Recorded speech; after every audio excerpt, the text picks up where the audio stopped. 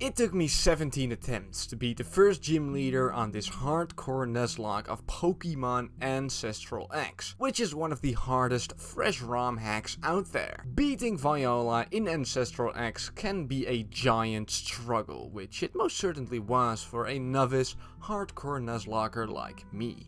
This is how I eventually managed to do it. These are the exact rules you need to know for if you are not familiar with the Hardcore Nuzlocke. These will be in the description as well. Chespin, Fennekin and Froakie are our starter options. I picked Chespin as my starter as Quilladin gives me some great bulk for the early game and some nice pivots for a bunch of Viola's moves. I got the Swablu, which you are always given on Route 1, and got a Bunnelby on Route 2. Certainly not one of the greater encounters on this route, as its raw damage output is quite inferior to a lot of other encounters you can roll here. It also doesn't get a lot of gimmicks and moves that are specifically great for any killers before Viola. We got Guts on it, which is the worst ability to get in most cases.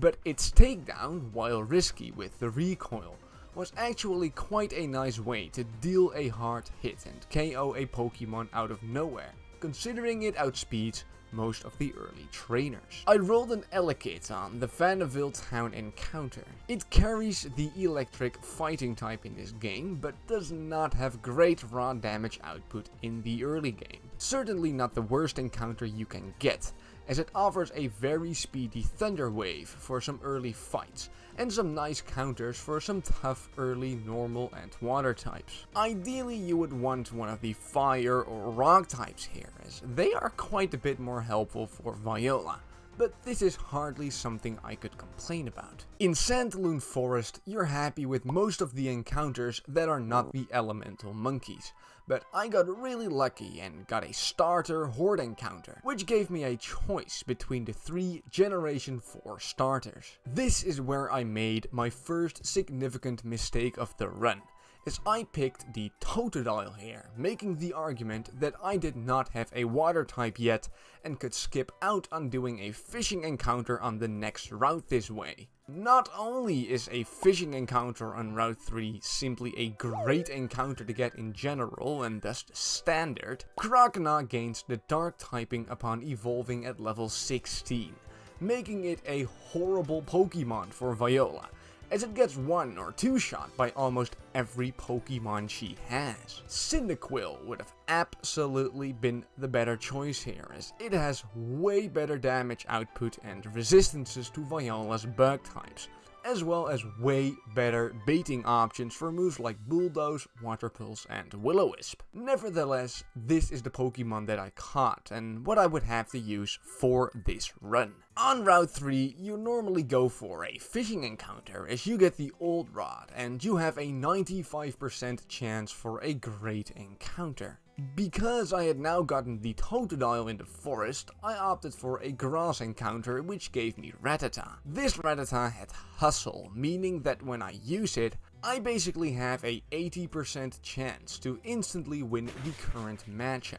This is obviously not a viable hardcore Nuzlocking strategy in the long run, as your team can simply get instantly wiped if you miss on a wrong turn involving setup. But considering how early I got this thing, it was pretty nice to have a potential knockout button in my party to make a couple of early fights here a lot easier. Preschooler Oliver and Preschooler Ella are the first mandatory trainers that can realistically wipe your team. Oliver's Meryl has Rollout, which will absolutely murder you if it gets up a streak. I should mention that losing a Pokemon before Rinka, who is a monstrous double battle right before the first gym, is pretty much always a reset, as you will simply not have enough tools to beat her as well as Viola reasonably. Luckily, I got the Elekid, which reliably killed both her Metapod and Meryl, even with the speed drops from Metapod's String Shot. I pivoted Bunnelby in on the expected Apom fakeout, and was able to take it out. On Preschooler Ella,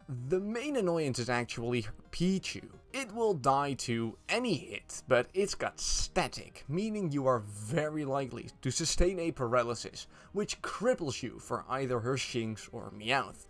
I decided to try and quick attack it with Rattata, as having it paralyzed did not greatly impact my chances for the rest of her team and released me from the ever-dawning risk of Hustle proccing. Sadly, it did get paralyzed, but Rattata absorbed the Intimidate from Shinx, and I pivoted to Chespin to eat up the spark. From here, I could safely growl it down to get a very safe pivot back to Elekid, who can hit it on the special side with Swift, and thus does not get bothered by its baby doll eyes. It spammed Leer, but this was completely fine, as when her Meowth came out, I was able to pivot right back to Chespin to eat up the incoming fake out. This Meowth is one of the hardest hitting Pokemon in the very early game, and will thus almost always carry some level of risk with it due to bite flinches and a very strong payday. But we were able to trade in a flinch for a nice crit, and finished it off. With Rattata not being a viable option anymore after the 2 Route 22 trainers, I decided to get it to a way higher level than the rest of my team. My goal was to get it over leveled on these trainers, to then trade it for the Numel in Santaloon City. This Numel is pretty much a must for Viola and can be traded for any Pokemon you wish, but I will go more in depth on it a bit later. On Rising Star Louise, the first trainer on Route 22, I decided to just go in with Rattata and spam Quick Attack until everything died. Because of my level difference at this point, I could easily afford to miss a couple of moves and still be fine against these Pokemon. Normally, her Litleo can be a giant pain, with Flame Burst and Headbutt hitting crazy hard, especially if it gets up a workup. With the Rattata on the party though, we were simply able to kill all 3 of her Pokemon with relative ease, and we did not miss a single move either. Again, a little lucky, but a working strategy nonetheless, and our ticket to fighting Las Ellin. Known for her Carvanha, she can pretty easily sweep your team if you don't take it out in one hit. It hits very hard with all of her moves, and outspeeds your entire team after one turn because of speed boost. Her other Pokemon are no particular dangers in themselves, but they can be annoying with Supersonic and Charm, as they get you weakened for the upcoming Carvanha. Because of Rattata's great speed, and the newly learned takedown at level 16 though, my damage output was great enough to one-hit every single Pokemon she has, and with some more hustle luck, we kill her 3 Pokemon in 3 turns, without even giving her a chance to attack. With these 2 trainers perished, we had access to the Route 22 encounter, on which we rolled a Spinarak Horde, which is unlikely, but a pretty middle of the pack encounter. We got Analytic as an ability on it, which is probably worse than Insomnia in general, as Insomniac is an actual godsend for potential Sleep Powder or Grass Whistle pivots on Viola.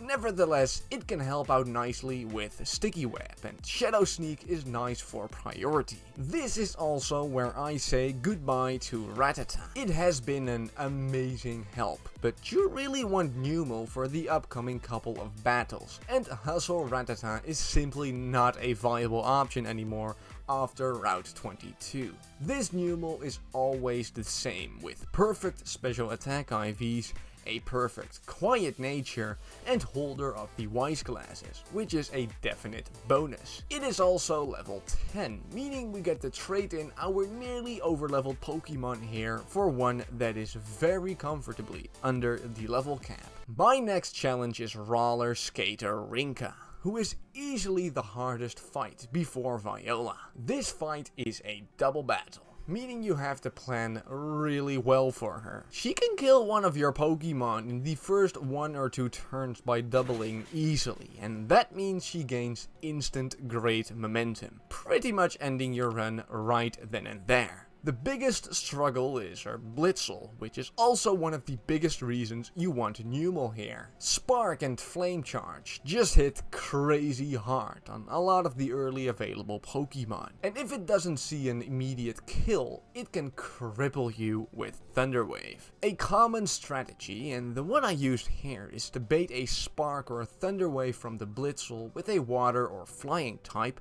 to then absorb it with a Numel pivot and have a great way to deal damage to both Pokemon with Incinerate. I used Chespin as my second lead here. It carries Growl, which allows me to weaken both Pokemon immediately, and it is bulky enough to safely eat up anything Rinka's leads can do to me. After some great Incinerates from Numel and some pivoting, I made another huge mistake by using Incinerate to finish off both Pokemon at once. The Zigzagoon should have absolutely been left alive, as it had -2 attack at this point and was hardly a threat anymore. By taking out both Pokemon at once, she sent out her Zorua and Dunsparce, but I had no clues to tell which one was which, as Zorua obviously carries Illusion, imitating the Dunsparce. With the Zorua being a big threat and with the strong possibility of Sucker Punch, I decided to switch out Numel and try to Bug Bite with Spinarak on one of the two Dunsparces, which would have been an instant KO and a free rest of the battle if I guessed correctly. I did not get the 50% chance though, meaning the Zorua got a free attack boost with Hone Claws and putting me in giant risk of a bunch of things. I pretty much had to blind guess for risks of Sucker Punch, another Hone Claws or Knockoff, which could all kill my Spinarak. I wasted my luck at this point, and my mistake here caused me to lose my Spinarak. With a free switch into Bunnelby, I was able to take down the rest of her team safely and got access to the first gym. The loss of Spinarak was certainly unnecessary, but the run was worth continuing. We were able to take down Lost Charlotte, who is the last mandatory trainer before Viola, with relative ease, and we're on to the final prep for Viola. I beat 2 optional trainers on Route 22, which gave me access to infinite Oran Berries and infinite Chesto Berries. Chesto Berries, or other ways of sleep immunity, are extremely useful, as a single sleep powder from Vivillon can just demolish you in an instant. I went back to beat another optional in Santaloon Forest to get a berry juice, and got a citrus berry on Route 3 as well, which requires you to fight 2 more optional trainers. At last, I get everyone up to level 16 and get them 1 kill away from level 17 to instantly get my Pokemon extra strength as soon as they beat a Pokemon. This principle is called edging and is obviously way more useful when you get the EXP share later and can get everyone up a level as soon as you beat the first Pokemon, but it is certainly still worth doing for Viola here. Viola is an absolute demon, and my encounters for her were far from perfect. I did not get any big walls or bug resistances besides the guaranteed Viola encounters, and nothing with a raw, big damage output I could rely on. Her Dwebble was already a big pain. It could not quite 1v1 any of my Pokemon, but the speed drops from Bulldoze and Rock Tomb, as well as the extra chip damage from the Rocky Helmet, would hurt my chances significantly. I decided upon a Swablu lead to weaken it with Growl and finish it off safely with Numel. I had about a 75% chance to finish it off with 2 Incinerates, but I did not get lucky. I wanted to pivot to Bunnelby to finish it off with Quick Attack, but the AI actually expected me to finish it off with Incinerate and pivoted to its Flash Fire Larvesta. This could have been really bad, but I somehow dodged a bullet on accident and found myself in an entirely different situation, albeit not a bad one at all. I had a guaranteed 2-hit KO with Takedown on Larvesta, but I actually baited out a Will-O-Wisp, and this is where my situation changed a lot. Remember the ability on this Bunnelby?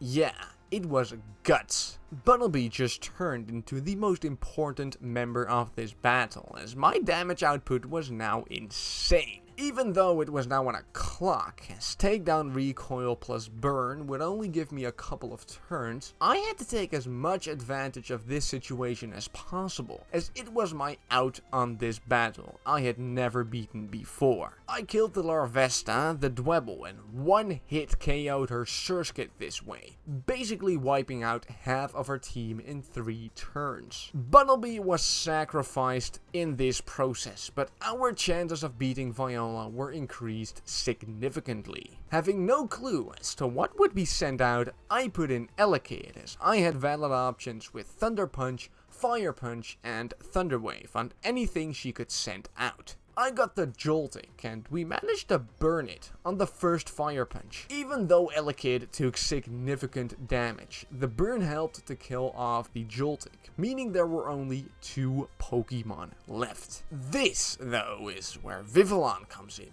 the most dangerous Pokemon you face until now by far. Did I mention that it has compound eyes? This makes its sleep powder 97.5% accurate, making it ever so devastating. I pivoted to Croconaw, as it was guaranteed to Psybeam for a kill and wanted to get as much chip damage as I could. I actually made a big mistake by equipping an Oran Berry on Croconaw instead of a Chesto Berry. I got the very clutch and frankly very lucky 1-turn wake up though, and got enough damage in with Croconaw to at least proc its berry juice. Croconaw had to be sacrificed in this process, but we now had a free pivot to get a serious hit in. Numel was my definitive answer, as it could deal a lot of damage no matter what. I burned the Chesto Berry I equipped and got it ever so close to dying as I got the Incinerate off, but this left me completely vulnerable to another sleep powder. I still had to dodge some hacks if I wanted to realistically win this battle,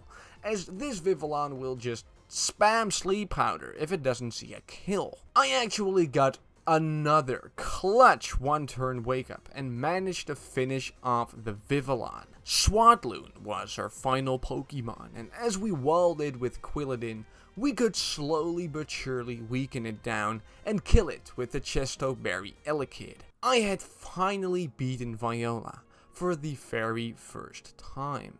This was far from a perfect fight, and I am sure there are plenty of misplays to be found. I had 2 casualties and a lot of luck with this fight, which I know is something that should never be relied on. I am still very much a beginner at this hardcore Nuzlocking thing, but I am hyper obsessed with it, and my goal is absolutely to beat this game. Make sure to subscribe, as I am live with this game very frequently and would love to see you in my chat. Thanks for watching, and have a great day.